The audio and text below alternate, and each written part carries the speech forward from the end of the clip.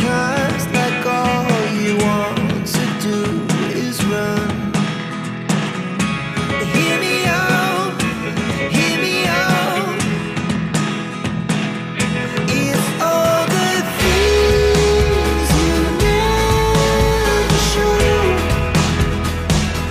There are the things I want to know. Secrets start in your heart so slow. But if you don't wanna tell me now, I guess I'll never know. Losing almost all my energy. It's getting hard to talk to you, and I'm the only one who speaks. It's all the things you never show. There are the things I want to know. Secrets start in your heart so slow. But if you don't wanna tell me now, I guess I'll never know. Here we go, turning all the wrongs into rights. Here we go, you can take me there tonight. Whoa, this life is all we know. Whoa, I can't stay if you can't let it go. I never really know what's going on. And even when you're next to me, I feel like you were gone. It's all the things you never show. There are the things I want to know. Secrets start in your heart so slow. But if you don't wanna tell me now, I guess I'll never know. But if you don't wanna tell me now, I guess I'll never know.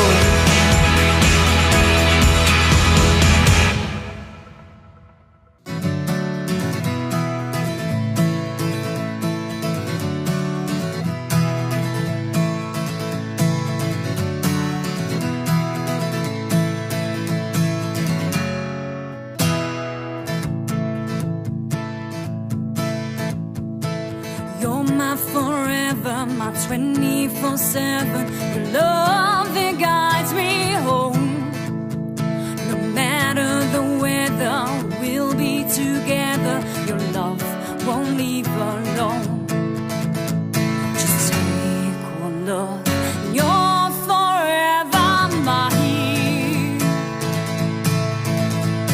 A single stare, and I might have tonight. All I do is for you. There ain't no other. Now my eyes are on your lips. All I do is for you. There ain't no other. You're the star that guides my ship. You're the star that guides my ship. The love that we share will always be there. For you are my home. They may just stare, I just don't care. They can look all that you want. Just take one look, and you're forever mine. A single stare, and I might have tonight. All I do is for you. There ain't no other. Now my eyes are on your lips. All I do is for you.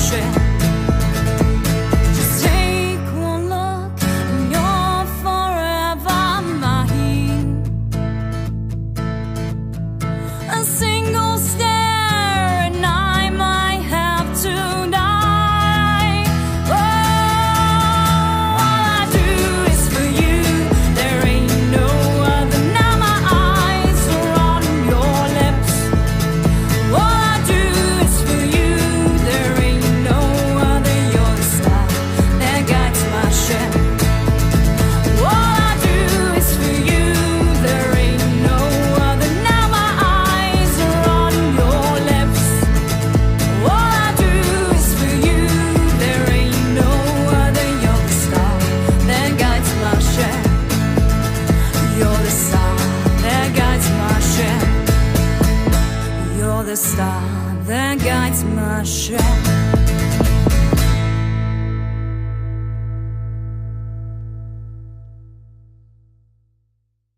I know you told your friend you're not okay, and tell me what's wrong and why you never said you felt that way. And guess you're trying to stay strong and fake a smile until I look away. But I've known you too long, it hurts to watch your blue eyes fade to gray as you fade away, as you fade away. Yeah, I'm about to fade away, cause every time I wake up I feel like it's Monday. Something's going wrong with all the chemicals up in my brain. All of a sudden I don't look at anything the same way. Gotta build up of my thoughts sitting in an ashtray. I'm sorry that I'm so inconvenient, okay. Just let me be me and I'll stay out of your way. I can see the way you look at me, I'm such a disgrace. I never really asked to be brought into this place. You wanna love me? Well then baby I have a taste. All the highs and the lows, no you'll never be the same. I don't really wanna hurt you but I can't control the pain. If you're sticking by my side maybe we could be okay. Okay, maybe you could be the change I need today. I promise that I've never felt this way. I really hope that you will choose to stay through all the pain. I know you told your friend you're not okay, and tell me what's wrong and why you never said you felt that way. And guess you're trying to stay strong and fake a smile until I look away. But I've known you too long, it hurts to watch your blue eyes fade to gray as you fade away, as you fade away, as you fade away.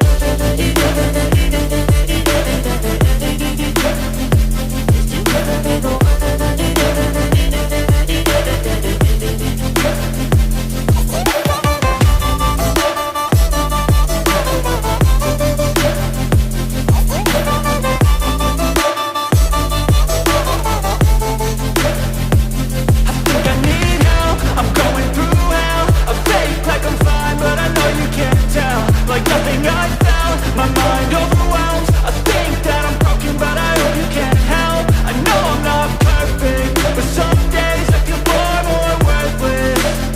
Baby, you make me feel nervous. If I still have you, I have purpose. It's all... SpecDubPod! SpecDubPod! Woo! Hello! Hello, chat. We see Rivers, Catnug. Yeah, you're both there. There's Catnug. Hello, hello. Hopefully Welcome on in. Hey, Catnug. The door, Charlie. The door. I swear to God, you're both high or something. Yes, it's SpecDubPod. And I've had a little. Charlie. We've had a little change of poster above me. The poster's changed because we've already announced that the next thing's going to be Angel of Death, the next project. Angel of Death. Woo, woo. So we've got the There we poster go. up ready, advertising that. So in a few Advertising that. weeks. Yeah, in a few weeks. It's going to be...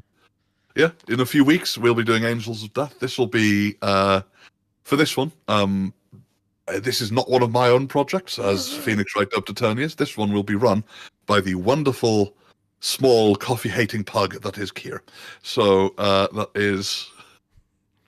Yes, that will be run by... Oh, we have someone, actual Phoenix Wright. Phoenix Wright Yes, in the the first- chat. Dear God.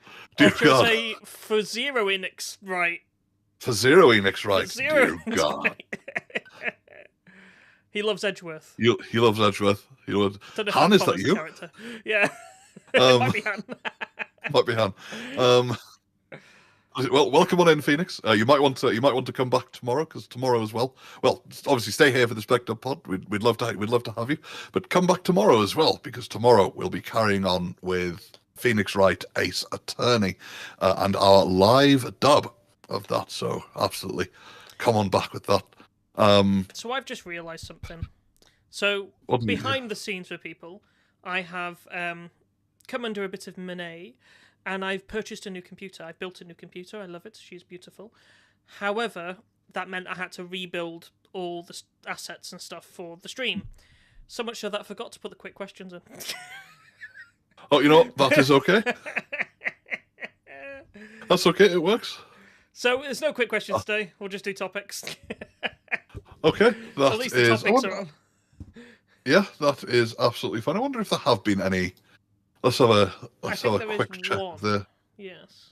But obviously, reminder, although this week's not going to be a great example, submit your questions into the SpecDub question thing in Discord. If you're not part of the Discord, join the Discord. Jesus Christ, it's just not that difficult.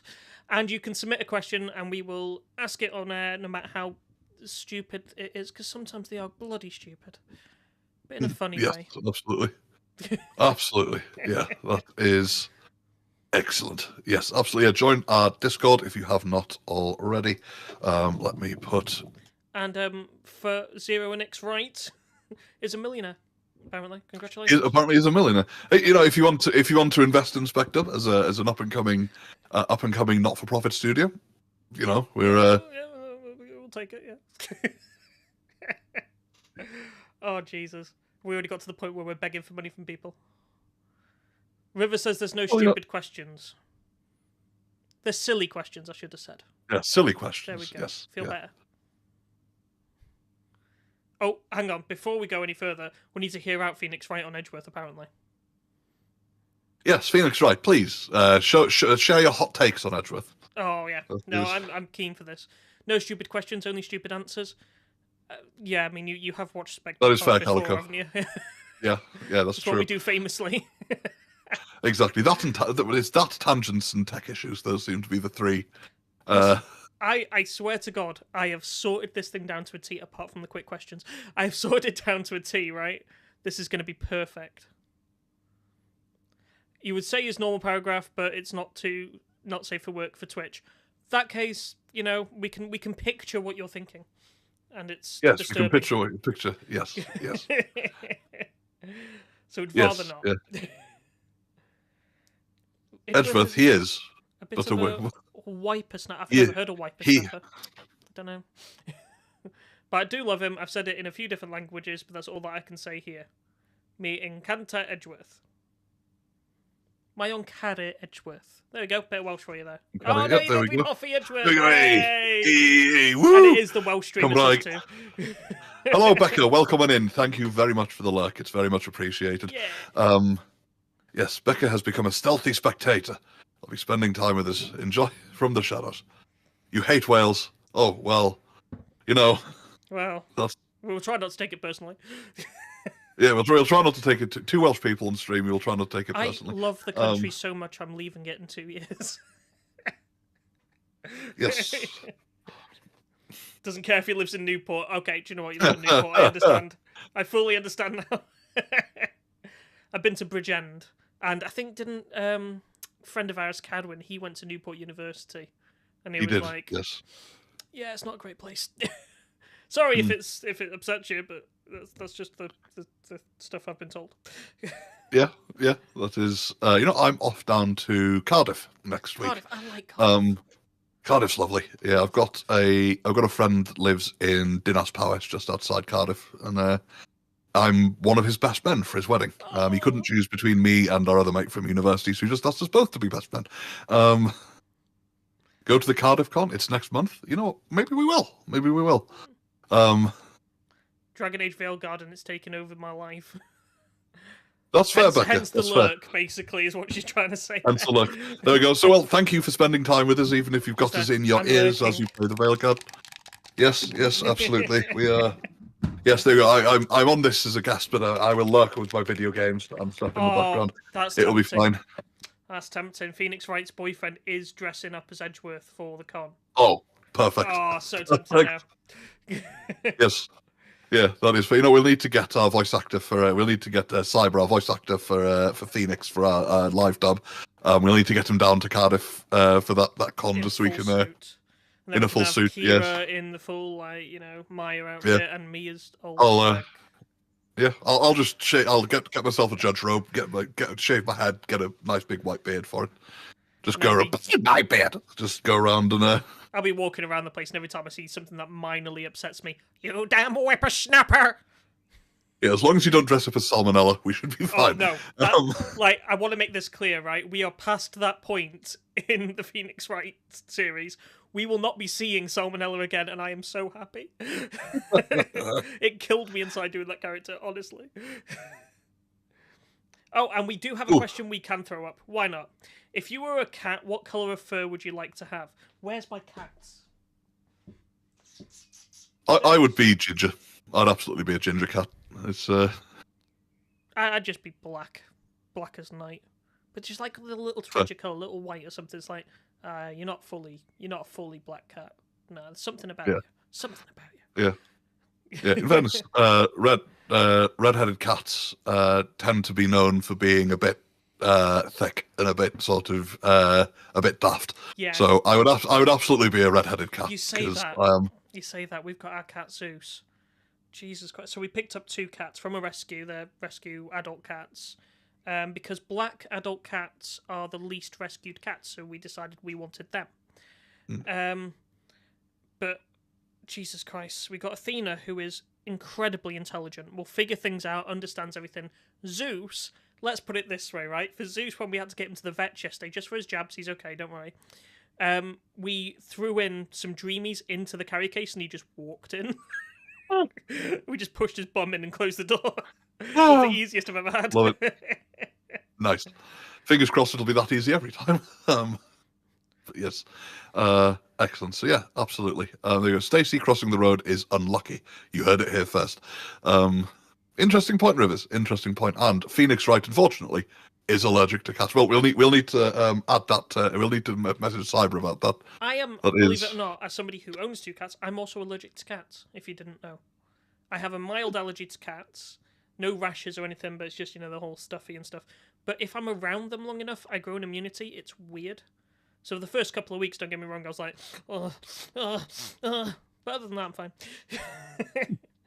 That's fair. I'm the same with plants. I get hay fever, like mild hay fever, but hay fever nonetheless every year. And that is, I started sneezing recently. It was like, God damn it, it started. Okay, cool. That is. Your cat walked into the carrier just fine the first time you took him to the vet. The carrier is now evil. This is it. We'd already exposed them to that because we went to the rescue centre with those carriers to pick them up. And at that point, it was, you're taking us from our home and taking us into another home. What are we doing? So they're not too keen. Fair. Oh, interesting question, Phoenix Wright. Or for Zero. In that case, no, don't answer it properly. You should know damn well what case you're on, Phoenix. Fair. Yeah, so we're most of the way through Turnabout Samurai at the moment. You've for gore or no. Clear the condensation. Emma. All right, so so we're on the last 2 episodes of so I don't think you've been tasered yet. No, I think I know what part you're talking about because I have played through the games. Yeah, you've not been tasered yet. No, not yet. Yes, so it takes a while to get through the episodes doing this. I mean, if you're interested to see what we do, honestly, pop onto our YouTube, click live. Don't press videos because you won't find it. It's very confusing. We need to sort the YouTube out. Press live, and then you can see the old previous episodes we have. Yes, yeah. So there's a lot of good stuff. We've had a lot of fun with it. In fairness, it's been a really good series to be a part of. I mean, how new are you to SpecDub Phoenix? Do you know what we do? Or were you just this is their first time in chat, I think. So that is. It doesn't also help that our Twitch still says that we're playing Phoenix Wright today, but it's not. It's just the SpecDubPod. It's a podcast today. Yes. I should. I'll see if I can get that changed. So if you're new to it, we do voiceovers for the games. So particularly video games that don't have their own voiceovers or anything that was originally voiced over in English, we do that. So we're always professional streamers forever. We're always professional in every way. Professional strem here. Indeed. You say that, I love this. I was sitting there and I was looking at... Anybody watch Linus Tech Tips? I don't usually watch his podcast, but I went onto it and they're always live. Jesus, the amount of tech issues for somebody who's a tech guy. I was surprised. I was sitting there going, makes ours look like a bloody dream. Yeah. Honestly. That's fair, yeah. audio was cutting out constantly and everything. I was like, we're doing very well. Yes, absolutely. Yeah, we're on a. Yeah, so that is. Yeah, exactly. Yeah, we're doing. I think we're doing okay though, generally. Yeah, it's not a SpecDub stream without at least a little bit of tech issues sometimes. So And we're that's. going to see how much it messes up today because I've added something new. You guys ready? It's full screen me, which is not Full perfectly screen cropped Stace. properly, and then it's full screen Sham, which Hey, is there we cropped go. properly. I'm glad I'm cropped properly. Very much so. So I'll be cutting between us when we have like long conversations about things. Indeed, Phoenix. Yes, it is I work. know. How could you scar our viewers with a full view of my face? I mean, that is. Oh, Just waiting for the stream to How catch dare. up now. yes. Yeah, that is. There we go. We got Phoenix went, whoa! So that is a whoa. I'm not sure if that's a whoa as in or as in a whoa. Wait a minute. You'd pay to You keep would one. pay to You're a keep one. millionaire after all, you know. Of course, yeah, you're a millionaire. You know, we trust. But if you're new to SpecDubPod, what we do is we pick out a couple of the interesting factoids that have happened over the past couple of weeks, and we talk about them. And I think it's a good little segue into our first topic, which I'll be very, very surprised if you guys haven't heard about it so far. So here goes our first topic. We'd like to introduce some of the new features of Nintendo Switch 2. These are the Joy-Con 2 controllers for Switch 2. And on the right Joy-Con 2, we've added a new C button. On Nintendo Switch, even if you just have one game, you can pass a Joy-Con controller to a friend and play together. But on Nintendo Switch 2, you can play together locally on multiple systems using just one game, with GameShare. At 7.9 inches, Switch 2 has a bigger built-in screen. Here's how that compares to Nintendo Switch. The system's thickness remains the same. With approximately double the pixels compared to Switch, you can enjoy games in greater detail on the 1080p screen.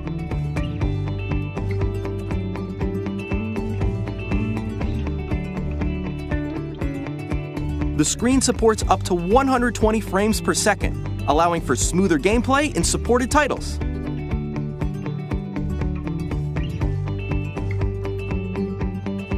The LCD screen is more vivid and supports HDR, providing more contrast between light and dark areas of the images.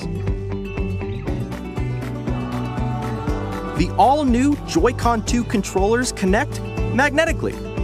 Strong magnets keep the controllers firmly attached to the system.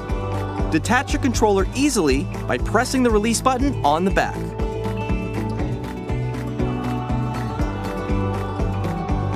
The SL and SR buttons are bigger for greater comfort and control when playing with a Joy-Con 2 held horizontally.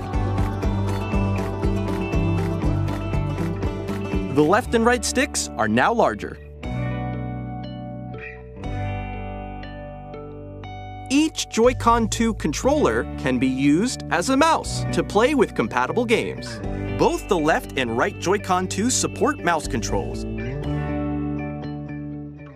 By adjusting the audio balance between the ranges, sounds from the built-in speakers are clearer and more natural in handheld and tabletop modes. It has a built-in microphone, so you can voice chat with friends anytime via game chat. It also uses noise-canceling technology to filter sounds, so your voice will come through clearly. Even if you don't have a surround sound system, games can be enjoyed with more immersive, three-dimensional sound, as if it were coming from all around you.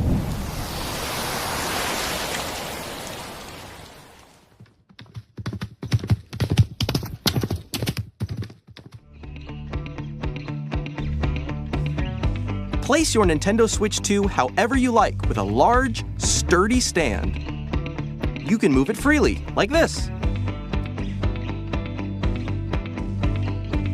In addition to the USB-C port found on the bottom of the system, there's one on top as well. It's handy for connecting a USB-C camera or charging in tabletop mode.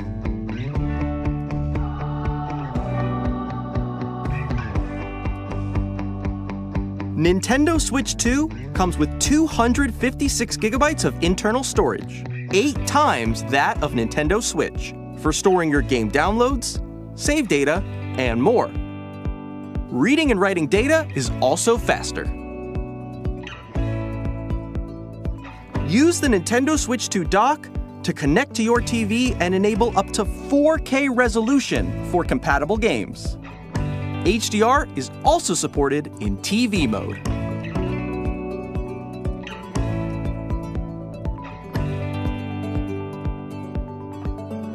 The Nintendo Switch 2 dock has a built-in fan that keeps your system cool. This helps keep performance stable.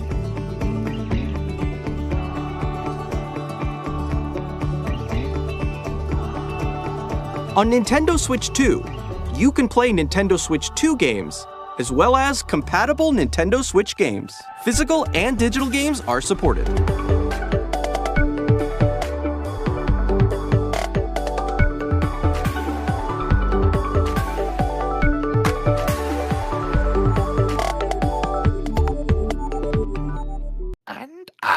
Hello. I must we're back. confess. No, I'm back. He's been singing "Hit Me, Baby, One More Time" throughout the entirety of the video. It's been beautiful. Been great. So yeah, the Yeah, Switch. it's Oh, do you want the to say? Switch 2. I was about to say I should totally just completely soundtrack every video we do. Just have me singing badly in the background. It'll be great.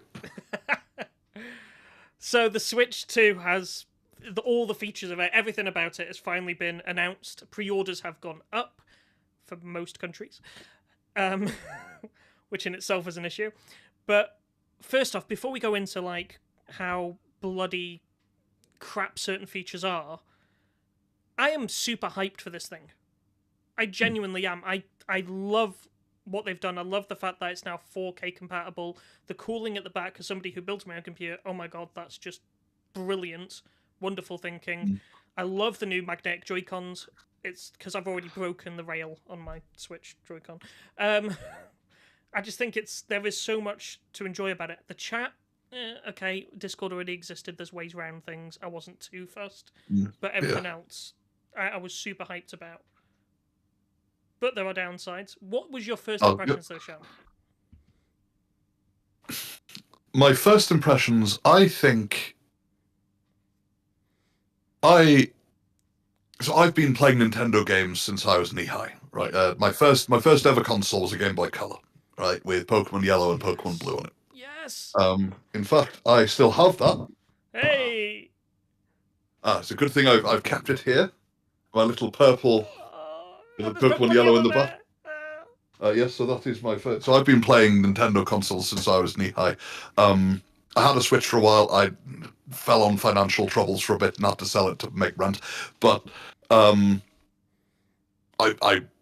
like Nintendo created some classics over the years. I kind of I think it looks like a really good console and there's a lot to get excited about. Oh, without it. I think upping the resolution on it is quite a good thing. I quite like the controllers look like they feel a lot more substantial than the original ones, which I love. I'm a man with very fat hands, right? Lots of sausage fingers, and so I like my controllers to feel substantial, and so having those there is great. I think that's a really good addition. As I said, the cooling I thought looked really good. The updated graphics on it I think really good because some of the games on the Switch weren't particularly well graphically optimized, and I'm hoping that they're going to improve that with this one. It looks like they probably will. They have said that there is already a free upgrade for Pokemon Scarlet and Violet with the Switch 2 Yes. because it was a laggy mess. Yes, which I think that's the least they can do with it being a laggy mess. Very fun games to play. I loved those games. They were, I thought it was a unique spin on Pokemon. Having said that, there are some things that I'm not particularly keen on.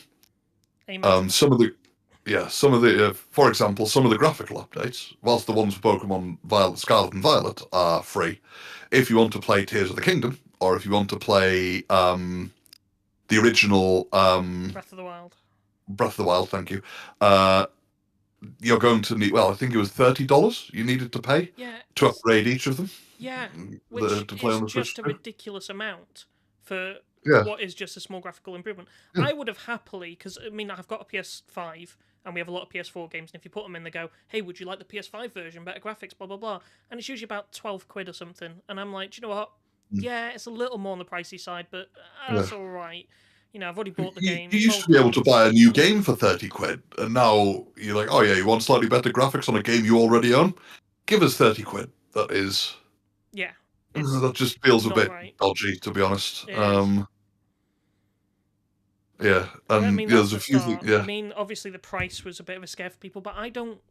So in the UK, it's £400 for the base model and £425 for the model with Mario Kart in the download code in the box. Yeah. I don't mind that. Personally, that sounds about right for a new console. I know it's more expensive than when the original Switch came out, but I'm like, I can accept that cost. yeah. But then they released the price for the games, and I was switched off. Yeah, it's going to be. I'm not sure how much. I've heard the price for the American games is going to be $80 to $90. Yeah, £75.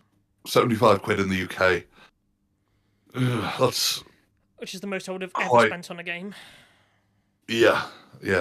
There's like the new Monster Hunter was £60, right? Yeah, we've started getting to the point where everything's £60, and I'm like, it's expensive, but okay. And now with this, with Nintendo coming out and going, we're charging £75 for games. A lot of other, I suppose it'll depend on how well sales do. But if sales go okay with, and it's Nintendo, you can't play Nintendo games on anything else.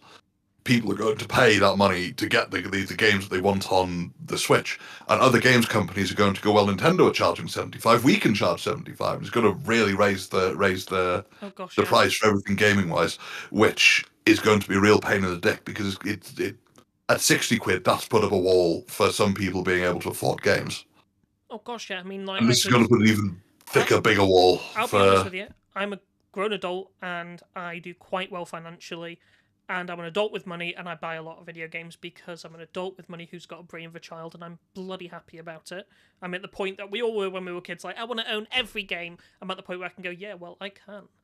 But that being said, when it comes to about £75 a game, I might get one or two a month. Whereas at the moment, I can look at a game that might be £30 on Steam and go, oh, go on, I'll treat myself. It's not too bad, you know? Yeah. Whereas if it's 75, I'm going to be going, I better sleep on this. Yeah, and for me, even £30 a game is, unless it's a game that I know I'm going to enjoy, £30 a game is a little pricey for me. I don't do that well financially, but so when I buy games, like with the new Monster Hunter game, I knew I was going to enjoy that because I played the shit out of World. I've gone back and played some of the other ones and really enjoyed that.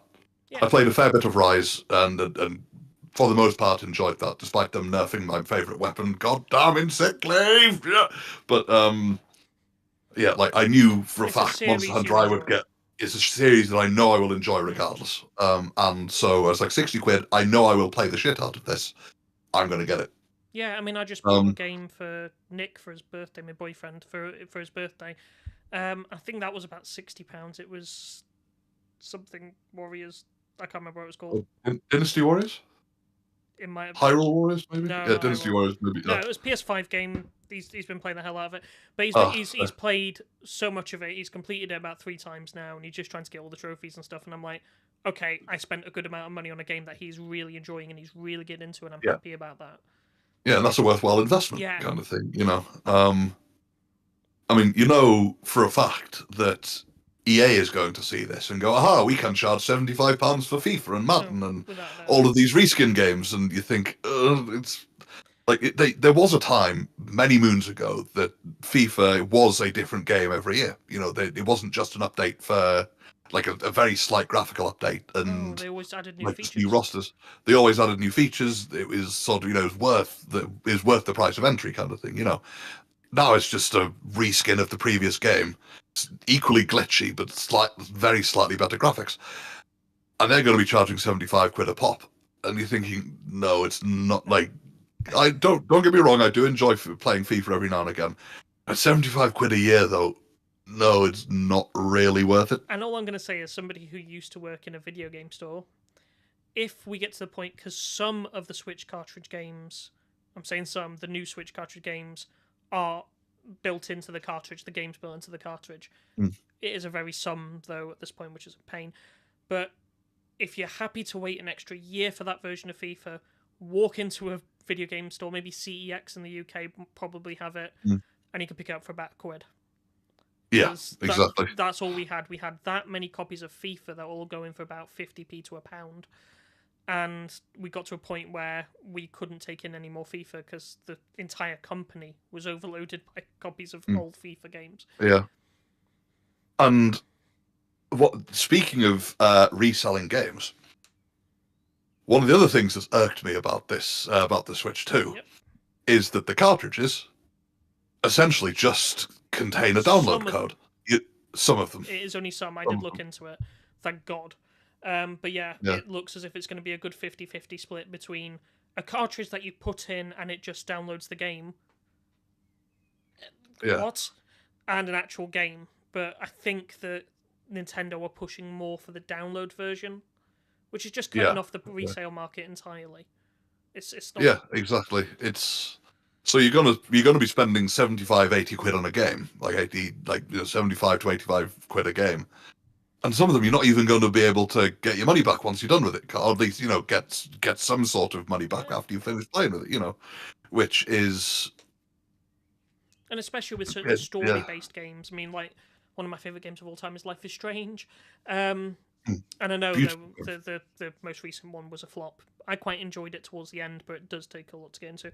But they are story-based games, and it's not a game. Although I have completed, I think, the first one about 4 or 5 times. It's not a game that really warrants playing multiple times. So if you get those sort of games on Switch, you're not going to be quickly going, "Oh, well, I better keep hold of this." You're more than likely going to go, "Well, I'm done with that. Let someone else enjoy it." And also, they are cutting off their audience, by the way. Like, there is money that is being lost purely because they're not doing the resale market. If you think of most gamers, someone's played a game, they've bought DLC for it, and they've really enjoyed it. But they've gone, do you know what, I'm getting a bit tired of it, I'm getting a bit bored, or I'm selling my console and I want to sell my games. They pass it on to CEX, someone goes in and buys it. Obviously, Nintendo doesn't get any money from that sale. But then they go home, they really enjoy the game, and they go, "Oh, I'll buy some DLC," and that's extra money in. It's a stupid idea to not allow the resale market because you're losing money. Exactly. Yeah, and it is. It doesn't Some people might call me old-fashioned, but where I can, it's a little more difficult with computer games, especially as my computer doesn't have a disk drive, and I don't have the money to buy an external one. I tend to buy most of mine through Steam. But where I can, with my PS4, I'll always buy physical over digital, where I'm able to, because then I can sell it on if I want to, or and then there isn't like a download limit. Speaking of download limits, Rivers, there's a comment here. I seem to be on fire with my my segues today. Anyone remember when some physical games would put a limit on how many times you could install it? It feels a lot like that. Yes, yeah. That is great game. Loved Red Alert 3. And I love that was EA. Yeah, that was EA. Yeah, that was a event. Yeah, that is a very EA move. But it's also the joy of gaming was the fact that you finished a game, your mate comes in and goes, "Oh, I really want to play that," and you go, "Do you know what? I finished it. Here you go. You can borrow it." That was part of it. That's part of the joy of gaming. Yeah. And if people sit there and go, "Well, yeah, but then the people are losing money," blah blah blah, you can't tell me you didn't do the same with DVDs. You haven't gone around and gone, "Oh, I've been watching this film. You need to watch it. Brilliant. Borrow this. It's so good." Exactly. Yeah. Oh, it's not. There's a lot of good on coming out with the Switch 2. There's some of the games that I think, "Oh, actually, that looks really good." Like I think this new Mario Kart that's coming out. Oh yeah. Great idea. I love it. I remember because one of the games I kind of grew up with on PC was Lego Racers. Oh gosh, yeah. Brilliant game, loved it. The fact that you could, and Lego Racers 2, which isn't quite as well renowned, but I would recommend it. Love it. It's great. Has the same open world kind of theory to it. I mean, it's a lot much older game, so it's not going to be as open world as the Mario Kart is. But you'd have different areas you could drive around and challenge people to races, and you could find time trials and find different things hidden around the world. And I loved that. I thought that was fucking brilliant. And so now they've done this with Mario Kart. I think, great, that looks fucking phenomenal. That looks great. I love that idea. Most importantly, with Mario Kart, you can play as the cow from Moo Moo Meadows. You can. Yeah, absolutely. Yeah, that is. Oh, there we go. Oh, I've noticed I'm looking a little dark around my head at the moment. Oh. So I'm going to go turn my room light on. But yeah, no, it's just an interest. It looks good, and I'll be back to discuss the games again in just a second. It's fine as he's off. I mean, the issue with the additional costs for everything is the fact that you can't spontaneously buy a game. So during the Nintendo Direct, they did announce the new Donkey Kong game. I'm not a massive Donkey Kong fan. I've never been a massive Donkey Kong fan. But when I saw the game, I went, do you know what? I would pick that up. That seems like an interesting game. But then it's going to be 75 quid. I'm not going to go, I'll give it a go. I'll probably go, maybe I'll give it a miss. And it's a shame, because you've lost a customer from that impulse buy. There's no impulse buys anymore. Yeah, exactly. And I've been doing, so I'm doing a degree in English language and literature, and the module I'm doing at the moment is on creative writing. And one of the things I'm learning about at the moment is novel writing. And you'll see how I link this in a second. But one of the tips that I've got is a confused or anxious brain will always say no.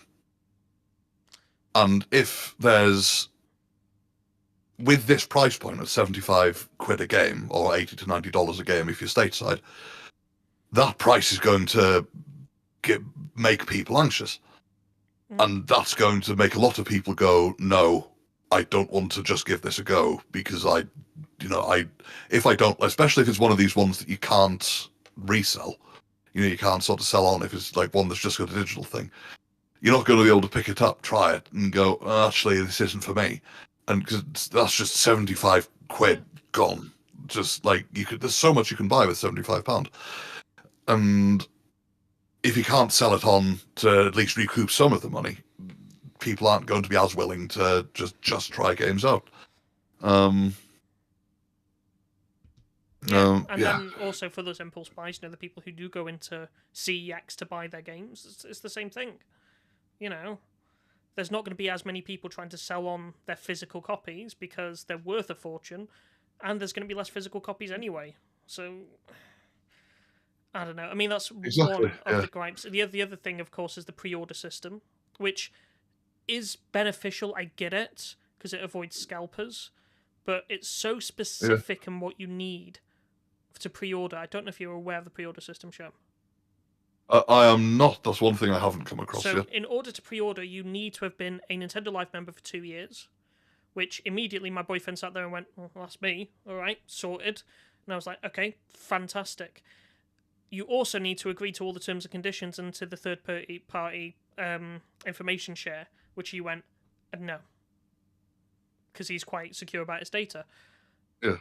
And all of a sudden, these people like us, like me and my boyfriend, who've already agreed we're getting a Switch 2, it's going to happen, who have got a little extra finance, who have got the ability to buy it, are now being pushed away from being able to do so.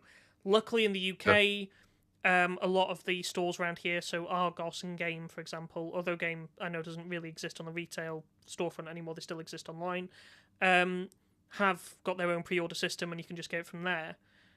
It does cut off most other places, including America, which now have actually had an entire boycott of the pre-order system. There is no pre-order system in America because of the tariffs that have been put in place. So there's less and less people who are going to get it on day one.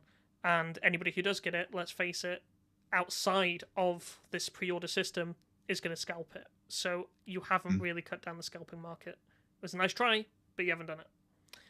The only company I've heard that's done that is a couple of graphics card companies, Intel and AMD, and their answer to fixing it was just to make more cards. Yeah. Just make more That's, consoles. Yeah, there's not really an easy way around it apart from just make more consoles, which I can't see Nintendo doing, because they do put out a lot of good products and a lot of good games. Having said that, it will cut too much into their profits, I think, to do that. And it's not really going to happen. But the bonus of Nintendo compared to anything else is their games are their games. It's the best handheld you can get that isn't a Steam Deck, don't get me wrong. We won't go into the Steam Deck market. But in terms of one of the big three console manufacturers, it's the best handheld you can get. So people will still buy it. People will still go into it. Yeah. Because you can't get those games anywhere else. No, yeah. In fairness, though, if anyone's going to be able to find a way to get Nintendo games onto their consoles, I think it's probably going to be Microsoft, especially with that new console that they've brought out. The Xbox Which, like, because Sony were not playing ball with their exclusives, and so Microsoft just went, all right, cool, we're going to create essentially a computer that's optimized for TVs, handheld and TVs. Therefore, we can have Steam on it. Therefore, we have the PlayStation exclusives that they gave to computers. Haha, fuck you, Sony. And so it's which is a great idea, because I think the computer market, for somebody who doesn't know or understand computer components, even if you're buying a pre-built, it's impossible. Because it's so much you have to learn. I mean, for example, I can sit here and go, well, my new computer's got a Ryzen 9 9900X processor in it. And to some people, they'll be like, fucking hell, you've done well there, Jesus Christ. And other people will be like, and what's one of them then? What does that do? So when you're walking into a store and they've got those placards with all the specs on it, you're going to be like, I guess it's good. Yeah. Yeah. Whereas consoles, you get what you're given. And you know it's going to run the games you want to play, because that's what it's there for. Yeah. So making a computer console as such, quote unquote, it's brilliant. It's a fantastic idea. Yeah, really good idea. So if anyone's going to be able to find a way to get Nintendo games onto their consoles, it's probably going to be Microsoft. But we'll see. That's probably a way off, in fairness. But or the emulator market will pop up again at some point. Yes. Yeah. Exactly. Yes. Don't emulate. Absolutely. I definitely don't. I definitely don't emulate either. I don't know what you mean. No. So yeah, that is. Yeah. So that is. But yeah. I think there's a lot of good things with this. I think we're both in agreement that the USB-C port on the top, fantastic. I think that's really The new stand with as well, the whole stand thing, really good. There are a lot of good points for it, but it's just a bit. There are the negatives that are kind of putting me off. It's definitely not going to be a console I get on day one, but I would like further down the line. That's it. I mean, I'd say that I'm lucky enough to perhaps class myself to some degree as upper lower class. And because of that, I can say, do you know what? I'll get it on day one. I'll be able to save quite easily for that, even though it's only a couple of months ahead, because I'm very lucky in a fortunate position. But there are many, many others, and probably the majority of people who aren't in that position. And regardless of whether you've got the money coming into your household, we don't have kids. People who have kids will not be able to afford this. No, absolutely not. No. Yeah. And it's the perfect thing as well with your child coming up to you probably every bloody week. When are you going to buy me a Switch 2? It's my birthday soon. You're going to get me a Switch 2? Jesus Christ. Yeah. But with things like the Wii, for example, right? That was a family-friendly console. Brilliant. And they pitched the price really well for that. So many families had a Wii. You know, and that was a great console. There was queues out the door for it. It was so popular. And it gave old age pensioners in resident homes, a lot were given to them because it was a great way to keep them active. And yeah, exactly. Brilliant. And, you know, Nintendo have always been known for family-friendly games. I mean, obviously not all of their games are family-friendly, but... No, but you don't see Mario running around with a gun. Exactly, yeah. Like, a lot of their, like, benchmark characters, you know, Mario, Luigi, the entire the Pokemon series, they've all always been. I mean, I've been a Pokemon fan for ages. I know not everyone that buys Pokemon games are kids, but that's what the company tries to aim for. You know, they try and Yeah, exactly. You know, I've got my favorite little boy. You know, so Glen Coco. You've got 4 Glen Coco. You go, Glen Coco. But yeah, that is like, but they've always been family friendly. Like the Pokemon games, you're not going to hear any swear words in them. You're not going to be any, you know, they're always been. In the UK, it's U-rated. Which makes I think it the perfect console for kids. Always has been. Yeah. But Yeah, exactly. at that price point, good luck. Yeah, exactly. Best of luck. Yeah, it's not yeah, it's at that price point. You're not going to get that many sales for kids, unless the family's quite well off, or you know. So it is what it is. I'll probably get one eventually. You'll be welcome but- to use ours in the meantime. Oh, thank you. I will. I will come over to. I might steal yours and just go. I have one, and return it because yeah, I've played enough Pokemon now. You can have it back. But no, I mean that was me with the first Switch because when that it came out what now 8 years ago, maybe more.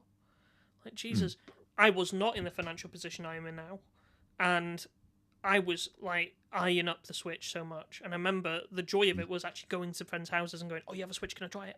I want to see what it's like. Oh my god! Oh my god!" Yeah. Found it I mean, fascinating. the console had its issues, you know, like the Joy-Cons were the Joy-Con drift, and they weren't the most durable controllers either. No, like I said, I've broken my rail on one of my Joy-Cons, so sometimes I'm picking it up and I just go, "Oh no, okay, put that back on."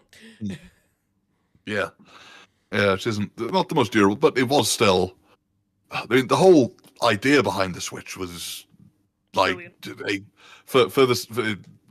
well, I would say no pun intended, but for those who know me, pun totally intended. An absolute game changer. You know, it is. Well, You know, the fact that you could go the whole- straight from playing on your TV to picking it up and going and play it on public transport or when you're out and about and that kind of thing. Well, that was Phenomenal the idea. attraction for me because when I got it, I was just before me having major surgery, and I knew I was going to be locked in a hospital bed for upwards of a week, and I knew I was going to have tubes out of everywhere and all sorts. It would be difficult for me to move in any way, shape, or form. But having this console, which I could just pop up on the little, the little dinner tables they give you, and just have my arms by my side playing the game. Oh, game changer! It was beautiful. Yeah, it was great. It Made was- that time so much easier. Oh, absolutely. Yeah, you know, and I remember having my Switch. 'Cause, my lovely partner, Candle, lives in America. And you know, when I went over to visit her a couple of times, I had my Switch on me, and I was able to just prop it up on the little sort of food desk that they have in front of it and just play it there. And if I wanted a bit closer, Joy-Cons would go in the side and I'd pick it up. Fantastic, brilliant. You know, I did quite like that they had the Switch Lite version as well for those. A little bit cheaper. It was just the sort of, you know, slightly more budget version.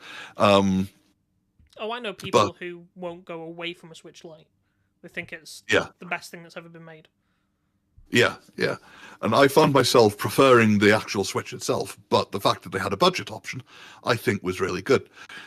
Something that I kind of would like to see, and again, they might have announced it already and I might have missed it.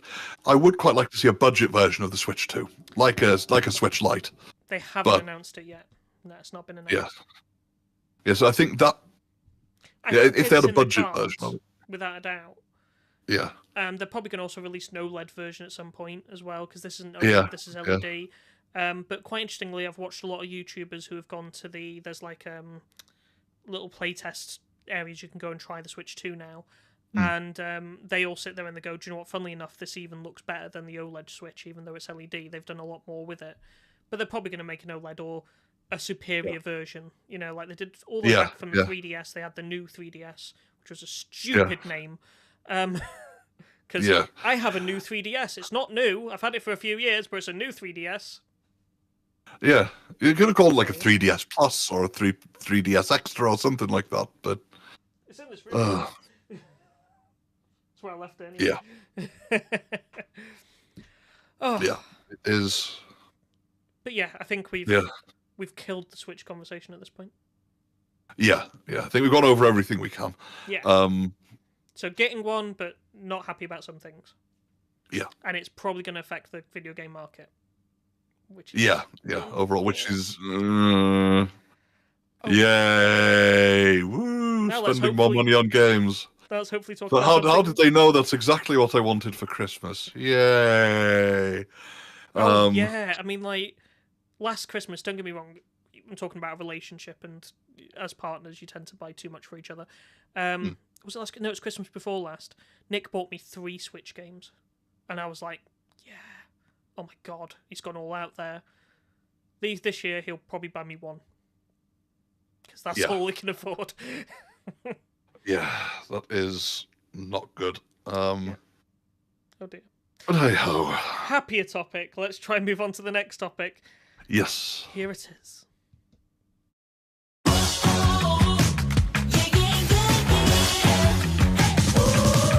Welcome to Inzoi.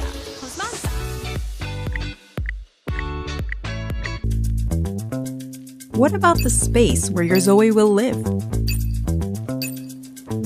You can combine architectural elements like walls, roofs, stairs, pillars, fences, gates, and ladders to build the structure you want.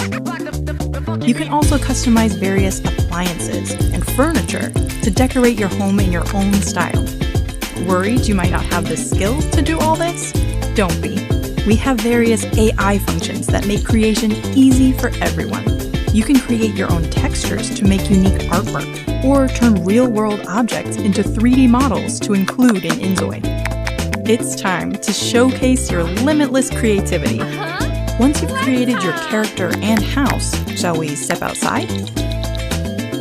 Can you edit the city too? Absolutely. You can edit street elements like animals, plants, billboards, and weather to create the scenarios you want. You can also adjust the city's cleanliness, safety, and relationship indices to simulate specific lifestyles. Create a world where everyone is in love or an apocalyptic scenario. Edit the city as you wish. Inzoi, The Sims' first competitor ever? I'm right in thinking that, right? I mean, you could Yeah, I argue think so, Tamagotchi yeah. life, I suppose. Oh, it's going to lag so bad, Yeah. I know it. Well, funny you say this, Rivers.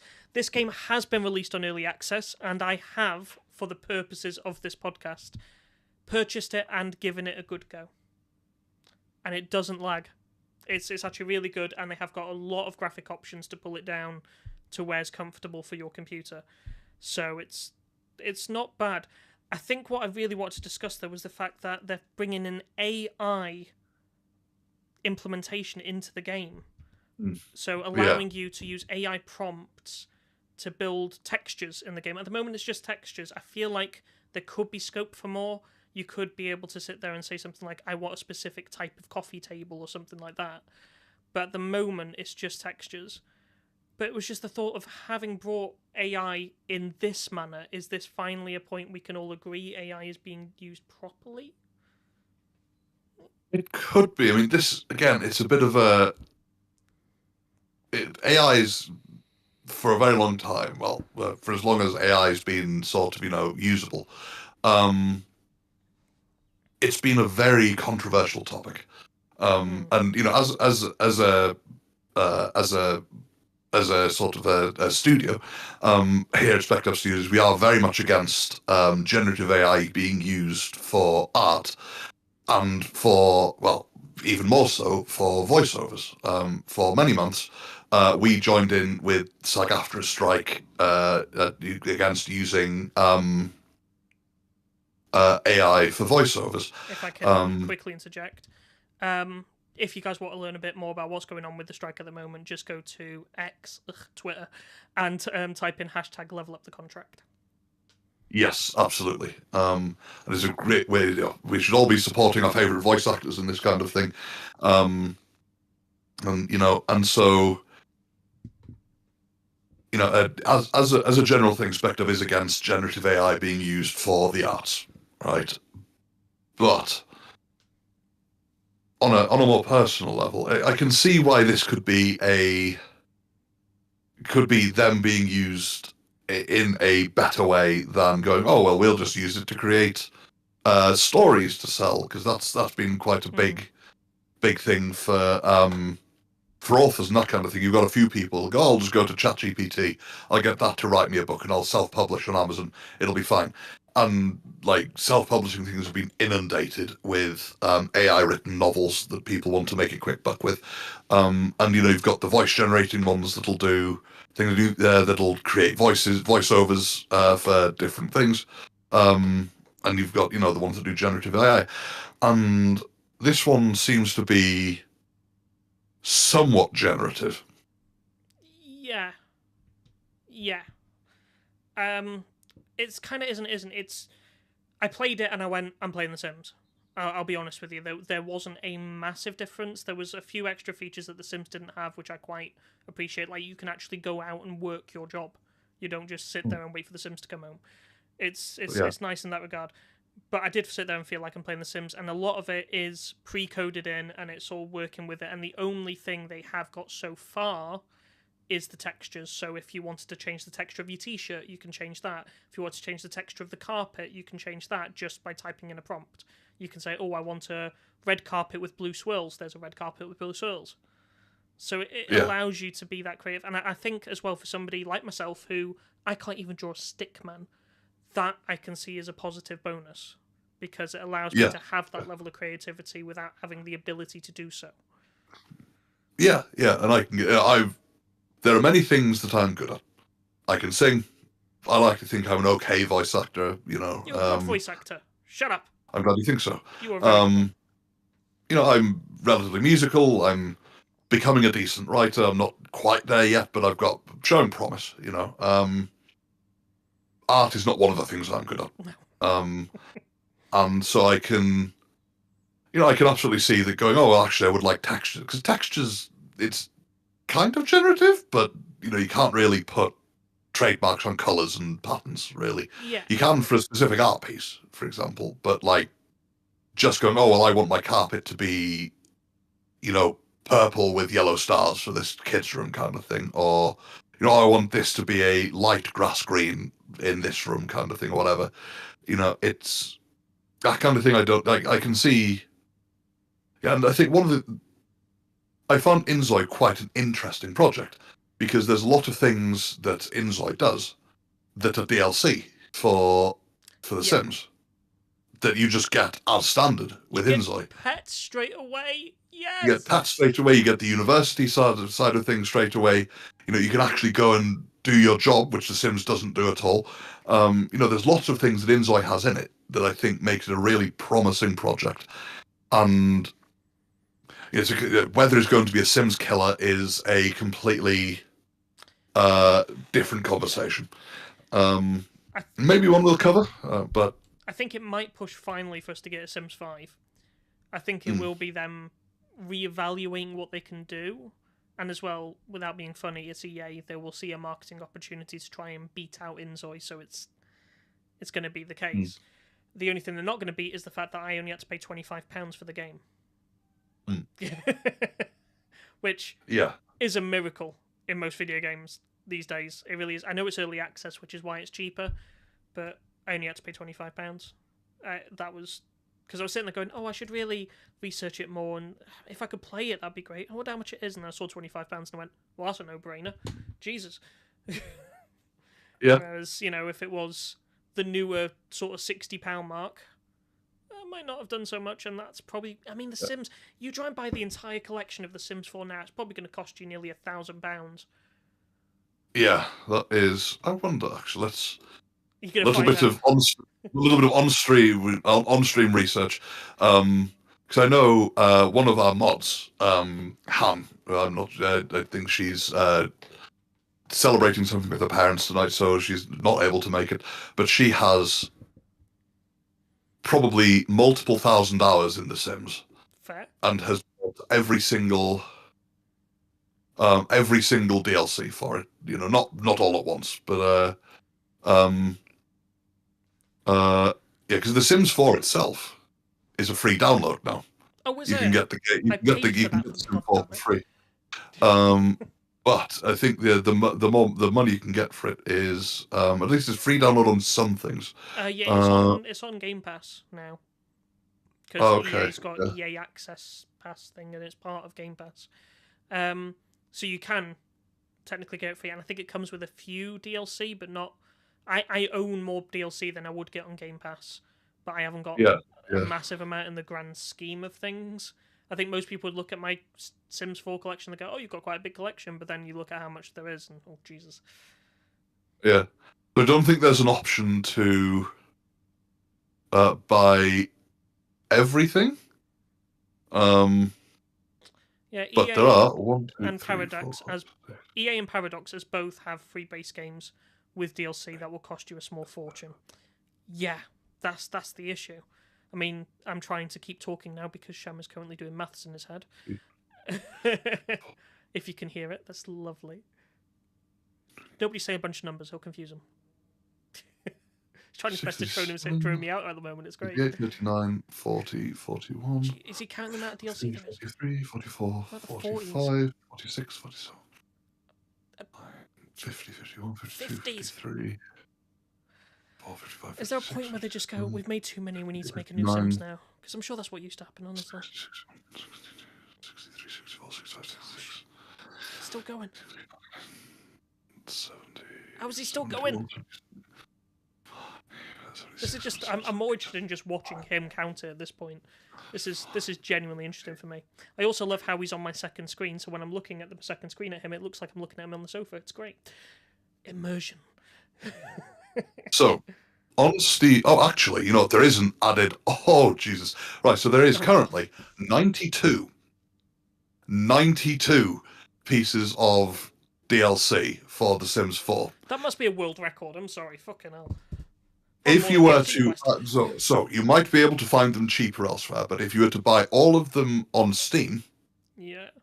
Together, in one purchase... Actually, Stace, take a guess. I'd like to see... and chat, if you can, if you're here, take a guess. How much would... Do not go to Steam and check. Off the top of your head, check. I am going to guess... Don't check. Off the top of your head, make a guess. I'm going to guess they're around £15 each. So, with 92, that would obviously make 920, and then half 920 is 460. Add the two together is £1,360. You know what? You're not that far off. It would be because they range between a lot of them are.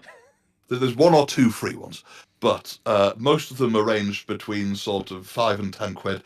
There's a few that are 18 quid, and there's a few that are 35 quid. For DLC. Yes, for DLC. So you've got like the Sims 4 Horse Ranch expansion pack, 35. You've got Eco Lifestyle, 35. The Snowy Escape expansion, 35. Right, take the money you would Living... get for The Sims, make it cheaper and just buy a bunch of Barbie stuff, because it's the same thing. So all of it together is £1,278 and 8 pence. Jesus Christ. If you were to buy all of them together, £1,278. The most I have spent on a single game with DLCs and stuff like that is about £300, and that was Elder Scrolls Online. And even I'm sitting there going, I know I enjoy the game, but that is fucking ridiculous. That's beyond ridiculous. What the hell?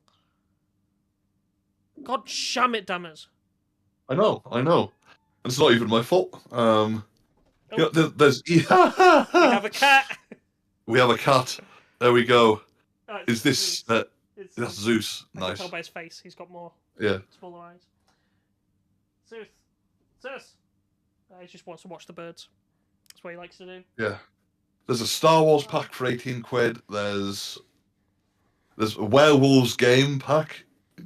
You can just play fucking Among Us or Town of Salem for much fucking cheaper than that. Jesus Christ. Oh no, because they have werewolves in The Sims. They have vampires and werewolves. They had that in Sims 2. Yeah, I know, but this says Vampire Game Pack, so I'm guessing it's... God. So it does give you some, like, werewolf... it says werewolf game pack, so it does give you some werewolf things. But by the sounds of it, it just lets you play werewolf in The Sims, which is... Nobody asked for it. Yeah. Jesus. I mean, just to get, Christ. like, again, something that you get in Enzoi that is free with the game that will set you back 35 quid, more than Enzoi at the moment. It's It going just, to work. it's seasons. Oh, seasons, yeah. Fucking seasons. Their 35 seasons quid. as well work better than The Sims. And the reason I say that is The Sims has like a timed set event. So you choose your start season. You can mess with the season, so you can have 2 summers if you wanted to. But you choose what one you start with, and then you have to wait until that time period. And you can change the time period to smaller, don't get me wrong, but you have to wait for that time period to be over before the next season starts, and the next season starts. In Inzoi, if you just fancy changing, you press a button. Yeah, and it does work over time as well, but you just press a button. Yeah. So it is, in fairness, The Sims, very fun. I played the shit out of many Sims games. And, everyone enjoys sort of, occasionally creating a family and, murdering them in various different ways, seeing if you can seduce the Grim Reaper, taking the ladder to get out the pool away and watching them drown, or setting the house on fire or whatever. Everyone's done that, right? You're kind of lying if you haven't. And yeah, it's but with the use of AI, I'm a little skeptical, right? Okay. I think I think for the textures, I think that's okay. Yeah. Right. And for there's been 1 or 2 D&D campaigns I've run, right, that I've put my ideas in, and it's helped me expand. Like, ChatGPT has helped me expand my I ideas. think it's a wonderful tool. I want to point that out. Like, AI is an incredible tool to help you flourish your creativity. Yes. But not to replace. Yes, it should never be used to replace your creativity. It should only be to enhance your creativity. And even with story writing and stuff, because I want to publish books. That's one thing at least one of my bucket lists is to get a novel traditionally published. Hey. Right, and it is. But I would much prefer to get a draft done and get an actual person to proofread it than put it into ChatGPT and get that to proofread it. ChatGPT won't be able to read inferences. No, not at all. That's the issue. Oh, we're going into a full AI blank off here, but it doesn't understand the meaning behind words. It understands the words as a literal sense. Yeah. So that's why using it sparingly might work. So that's why I personally think that the textures thing for Inzoi, brilliant idea. I do genuinely think it's a fantastic idea. It allows you to put a bit of creativity in there without changing the game entirely. I think there could be room to expand it. So you could say something like, make me a small coffee table, and it makes a small coffee table in a specific fashion you like. I think there might be an expansion for that. But I don't think it could be, make me, this entire house. That's... then you're just ruining the game. Exactly. I mean, one thing I hope they don't implement with it is like getting it to generate art pieces for it, for example. They already have. Right, yeah, that doesn't quite sit right with me. That one is a bit, so you can grab a picture frame. The picture frames are very limited in the game as well, so it's almost as if they're trying to entice you to do that. And then you can type in chat, into their AI system to ask what you would like. To edit the textures for the frames themselves. No, the picture. But the picture, that doesn't sit right with me, because with that, you need to train AI with actual art on the internet, and that I tell you for what, me I isn't okay. Tried with it as well, because surely it's got an age rating. I've not tried to, not that it even occurred to me till now, to put pornographic images in it, because then already you're having issues with age-restricted content.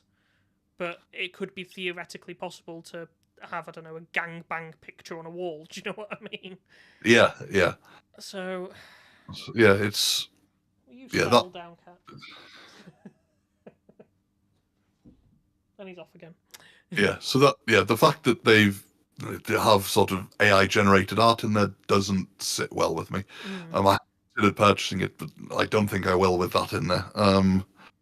I don't really want to support that kind of thing. But it does seem like a really overall, I think it's a really good idea. Right? Yeah. I think it's a really Using it unique to game. enhance. Yes, using it to enhance rather than, but yeah, it's for the game. It sounds you need to enhance textures. I think, but again, that's sort of But it also goes into in a the way. world where when do we get to a point where EA just makes an AI generated game? Yeah, and in fairness, with the textures being AI generated, that is again taking away jobs from people that create art Yeah. for video games. Yeah, very general. Yeah. And so, and create textures and stuff for them. And there are games like Minecraft, for example, that there will be. I will say that the textures are optional. The AI generated textures, it's not a necessity. You can use the pre-made textures, put them in. You can even color them using the color wheel. So there is still that level of customization in it. It's not all AI, if that helps. Yeah. That's something. That's so they haven't completely. It's not like they've gone. All of the textures from this are AI generated, which is that's good. They've employed some people to create textures and stuff for it. Great, fantastic. But yeah, taking jobs away from people is the main issue that a lot of people have with AI.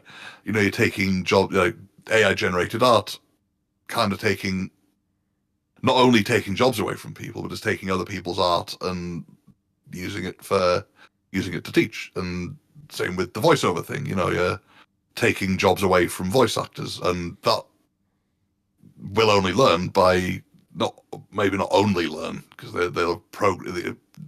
computer generated voices have been around since Microsoft Sam. since Microsoft Sam, exactly. Yeah. God, that was awesome. So yeah, it was. Yeah. So I mean, but similarly, it's a different game. What you're also going to struggle with is that more and more AAA titles are going to take this idea of using AI generated content, AI generated voices. And if you're a huge fan, and it's something that I think Sham's going to hate me for, if you're a huge fan, you are still going to follow that game regardless of what your beliefs are. The new Battlefield game, all the voices in the game are AI generated. Now, there isn't a story to it. It is more just, or, there's an enemy over there, that kind of thing. But they have announced that all the voices are AI generated, and I know you hate me for it, but I love Battlefield, and I know I'm going to get it. yeah, like it's one of my little games that I play in my spare time. Yeah, I don't hate you for it. Absolutely, you can. I'm not going to begrudge you playing one of your favorite game series. It's EA. I know they're fucking us over. Don't get me wrong. I'm not giving them any props for it. I do think it's bad that they've done it.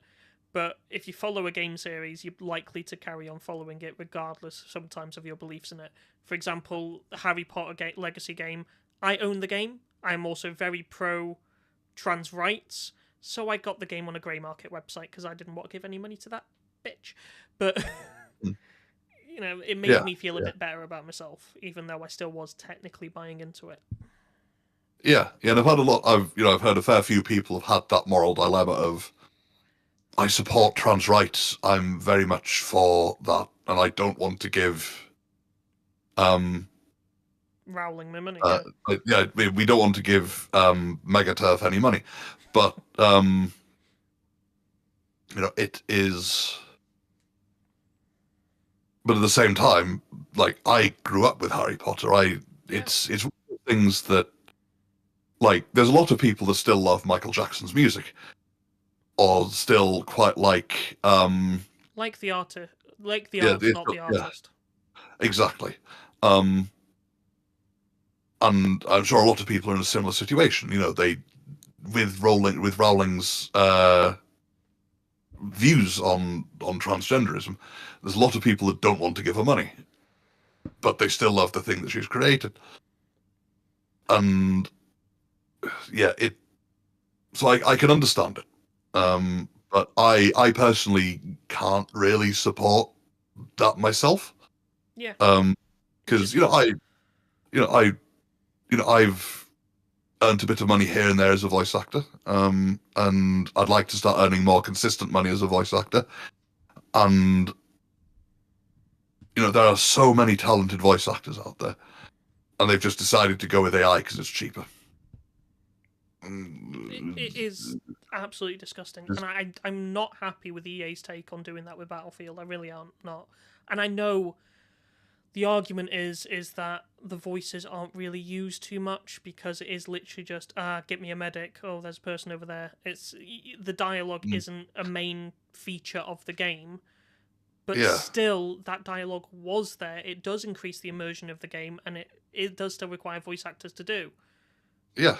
Yeah. So no, that's not if AA, I'm sure EA have probably turned around and gone, well, actually, there's not that much dialogue in there. It was just simpler for us to get that. But whether it's simple or not doesn't necessarily make it morally correct. And yeah, you're absolutely right. It should have been voice actors, but we know that EA.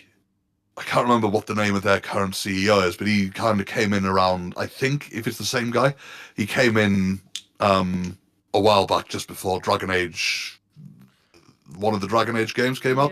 Not the most recent one. I think this is maybe Dragon Age Inquisition or something like that. I want to say. I think it could have been around when Mass Effect 3 came out, actually, or just before that. Oh gosh, you're further back. He's in the this CEO is known to be very profit driven. Like, the only thing he gives a shit about is profits. Which is what we've seen time and time again with EA anyway. Yeah, exactly. It used to be that EA was... Yeah, exactly. There's the whole loot box thing that EA brought in. Again, another one of his ideas. Before that, they created great games. Like, they said FIFA used to be, different every year. And, they used to actually really innovate with games. And now this guy's taken over and they're just about profits, and they'll just pump out anything they think people will pay money for. And they'll just try and maximize that. And that's what they've done in this case with Battlefield and the voice actors. Yeah, unfortunately, I am that target audience. If I literally... Hang on. I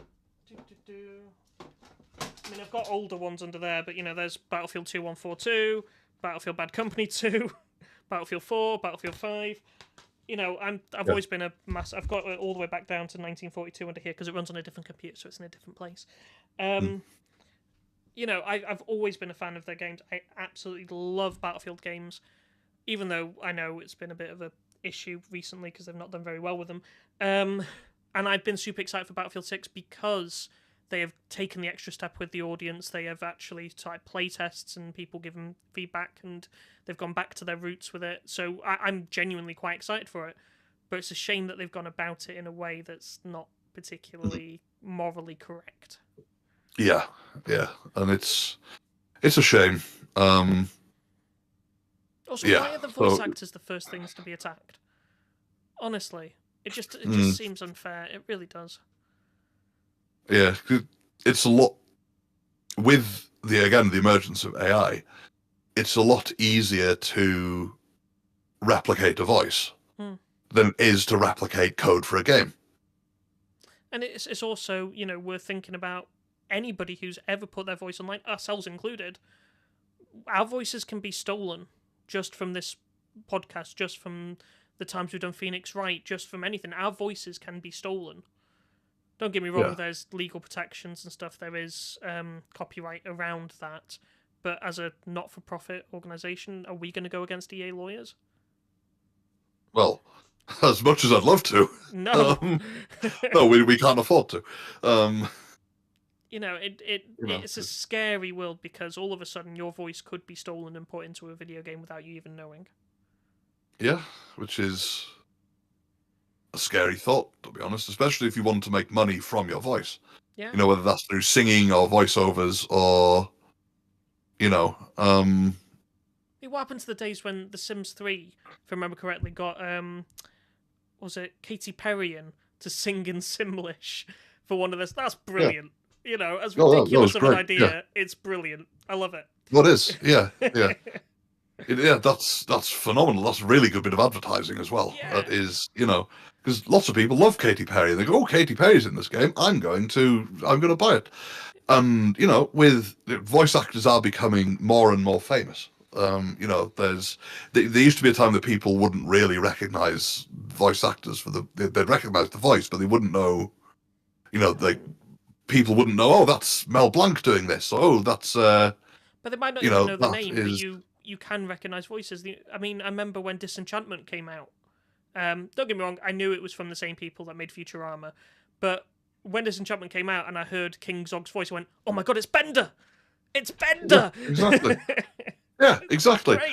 And yeah, and there are I think most people in internet culture will be able to pick out Matthew Mercer whenever he's voiced in a game, whenever he voices something in a game nowadays, or any of the other brilliant sort of, not any of the other, but there's a few that I think people would be like, "Oh, that's this person or that's that person." It's the same as seeing an actor on a film these days, and you go, "What have I seen them in?" And pulling up IMDb and having a look. It's the same thing. Yeah. You'll play a video game these days, and you'll go, "That voice is bloody familiar. I know that voice. I know that Yeah. voice." And it's part of the joy of it, in my opinion. But Yeah, now it it's is. going to be that voice is familiar. Go on IMDb, and they're not even credited. Yeah, which is just shit, And to be honest. it might also do bad for their careers, because I think when we had this discussion about voice act, we're having this discussion again, but when we had this discussion about AI using their voice generation algorithms or whatever to steal people's voices, as somebody who wants to and has in the past directed actors, you will not get that emotion from them, and all of a sudden these people who have done so well with their performances, you're going to listen to something and go, "Oh, I thought they were a bit better. It didn't seem like that was quite genuine. It didn't seem that was quite good for that bit." And all of a sudden that person's being discredited because they're like, "Oh, you're not as good of an actor as I thought you were." No, he's perfectly fine. It's because they've stolen his voice. Yeah, exactly. Yeah, and even if there's some companies that have had recorded voice lines from people that have actually sort of come in and they paid the voice actors for their time and gone, "We don't really want to get them in again. We'll put their voice into AI and just put the extra lines in," which again is a really shit thing to do, because again it could really affect their career if the AI doesn't get it right. And it's a computer; it's not going to get that human emotion correct. As well as you can teach AI, It can't read. at least subtext. in my lifetime, it's not going to be able to read subtext at all. It's not going to be able to read the nuances of things. And You could give a line. Here's a perfect example. You could give a line that's just great, and AI will pick up on it and go, "Oh, well, that's a positive sentence. Well, that's just great."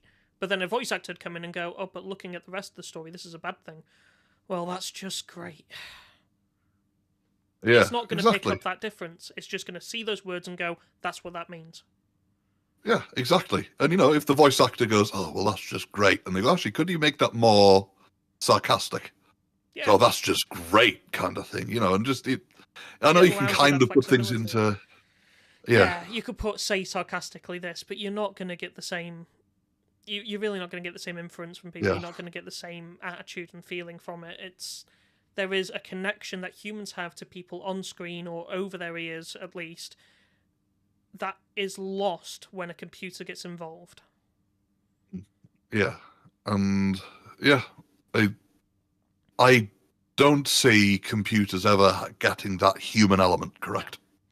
No, it was always said for God knows how many years that the safest careers was the creative careers. We're now at a point where that's a questionable thing, but the reason is because you can't invent creativity. It can't be... What's the word for it? It can't be planned out. It can't be... There's a word. It's on the tip of my tongue, but you can't put in a set of parameters and make creativity thing. They're creative because they change, because people have different thoughts and feelings and emotions behind things. And giving AI that, it's not going to really... Yeah, it's not. Yeah, but an interesting thing from Rivers in chat. Speaking on this topic, I once found a mod for a very old game that paid the original voice actor, using a service akin to Fiverr, to voice new lines for their mod. Was insane to learn. Oh, that's I brilliant. adore that. That's such. fantastic. Oh, And fair that's how that's play done. to the voice It is. actor as well for going, "Do you know what? I'm going to support your mod." That's great. Yeah, that's fantastic. I love that. I love that so much. Yeah. I kind of wish we could do that for Phoenix Wright. You just put a mod together with just our voices to voice the games and stuff. I've made a mod in the past, but it wasn't for Phoenix Wright. Can you guess what game series it was for? Battlefield? It was for Battlefield. No, that was Battlefield 2. Where's my Battlefield 2? Actually, where's my Battlefield 2? Oh, there it is. It was for Battlefield 2. I've destroyed something while I did that. It's for Battlefield 2.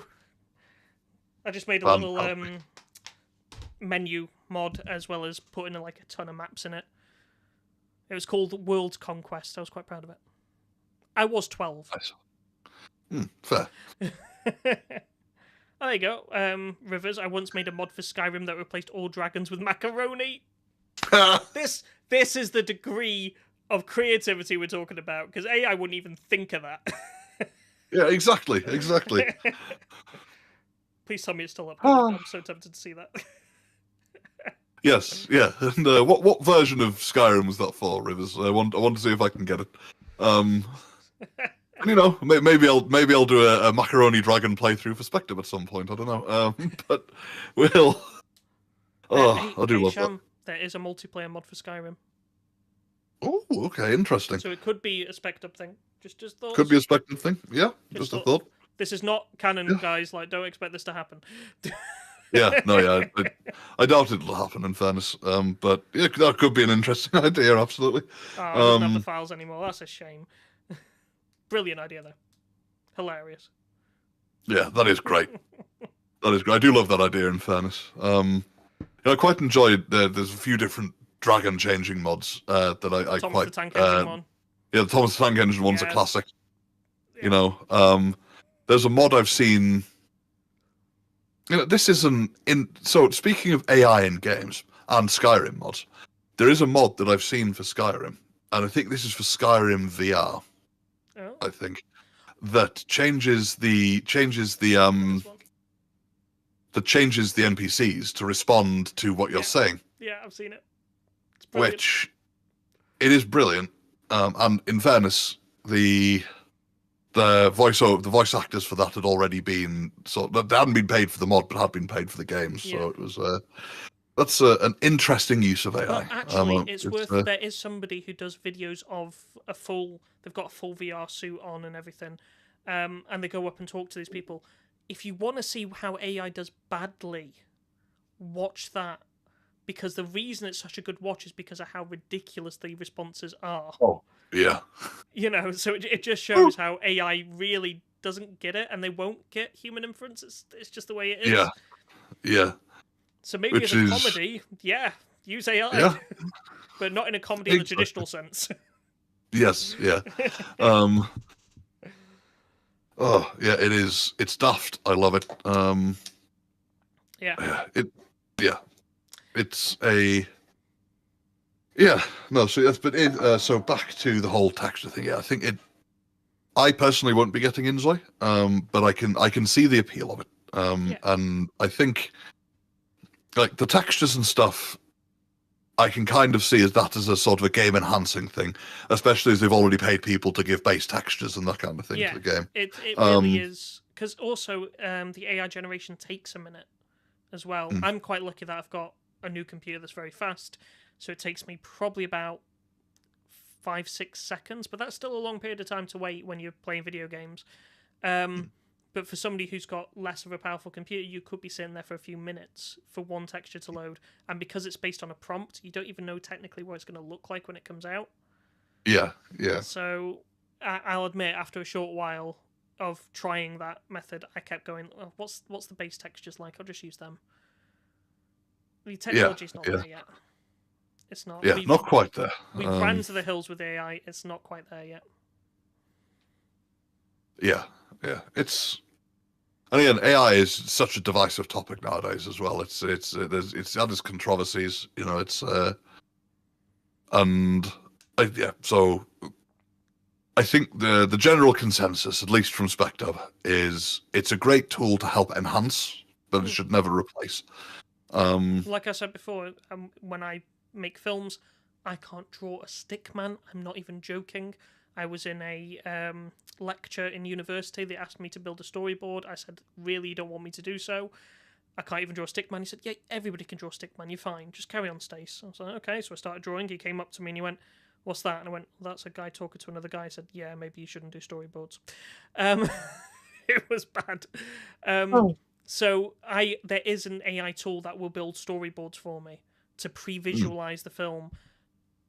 As a tool, I love that. Don't get me wrong, in larger films, I still think a storyboard artist is better because, again, there's inference even in just how you draw things and how the art's made.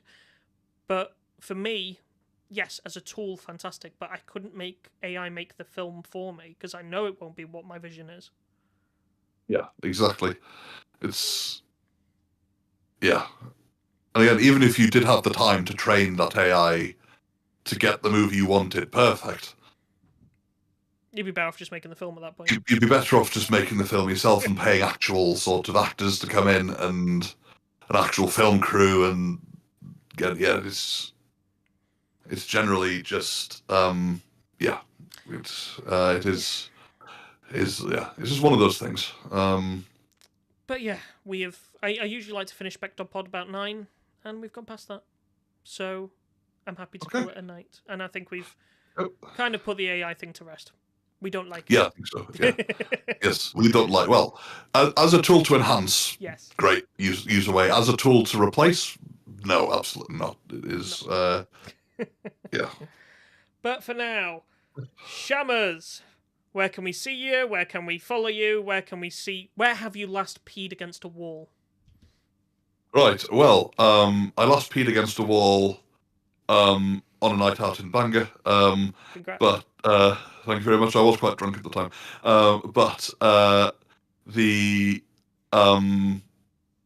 You can at the moment you can only find me here on SpecDub.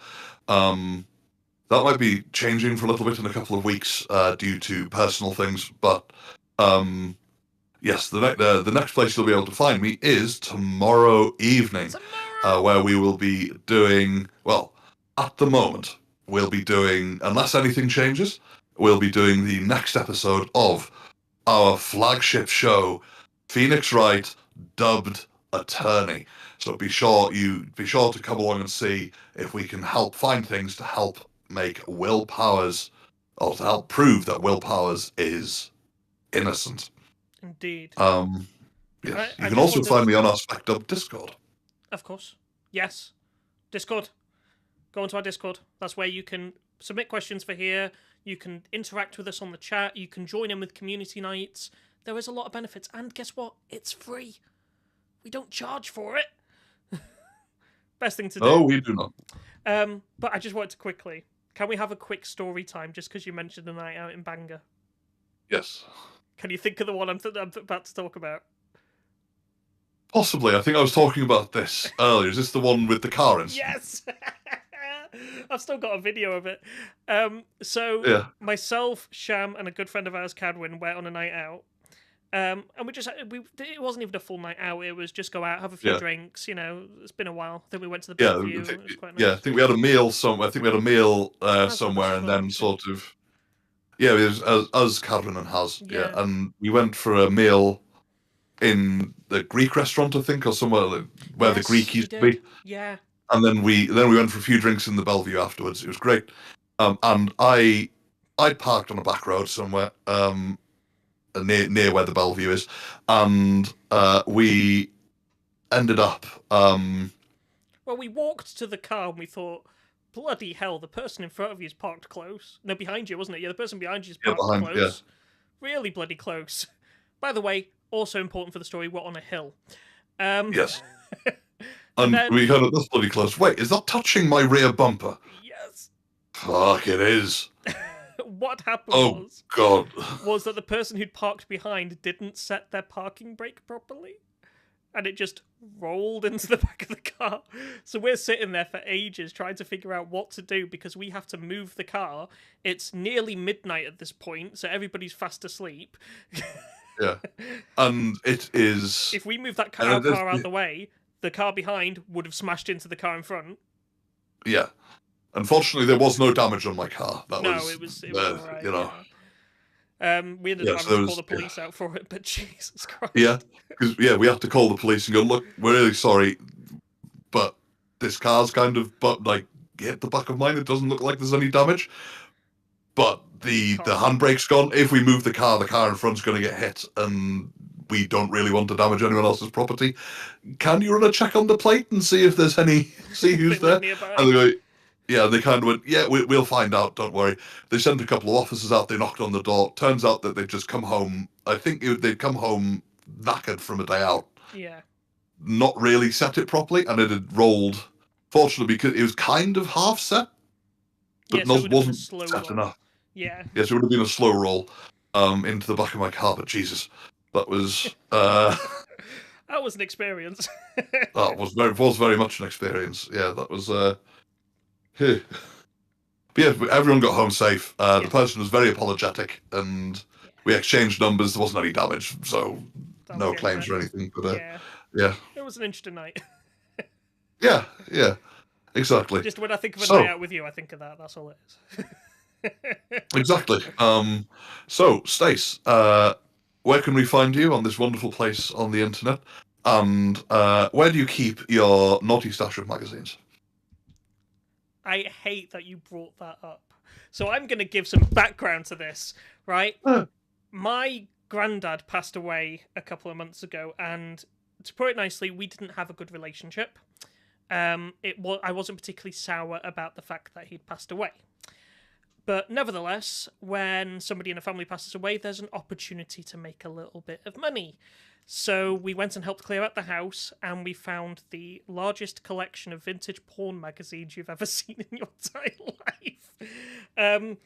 To answer your question, Sham, there is a desk in the corner of the room here, and they are currently stacked high under the desk. And I'm terrified of someone walking in and finding them and thinking, Jesus Christ, what is that? Especially since some of them on the back have a swash sticker on them because they're so old. Yeah. Other than that, you can find me here tomorrow, just like Sham said, for Phoenix Wright Dubbed Attorney. I'm only here. I'm only on Twitch. I don't do much else. I've thought about doing other things. I don't know if I will. That's about it. Fair. Yeah. Well, thank you all very much for coming to watch this newest episode of the SpecDubPod. SpecDubPod. And we will hopefully see you all tomorrow for the newest episode of Phoenix Wright Dubbed Attorney. Yes, we will all go and live under a rock with Rivers. That is new plan. I'll bring my magazines. You know? Yeah, exactly. Yeah. But either way, thank you all very much for listening in, and hopefully we'll see you all tomorrow for Phoenix Wright Dubbed Attorney. Nostalgia. Nostalgia.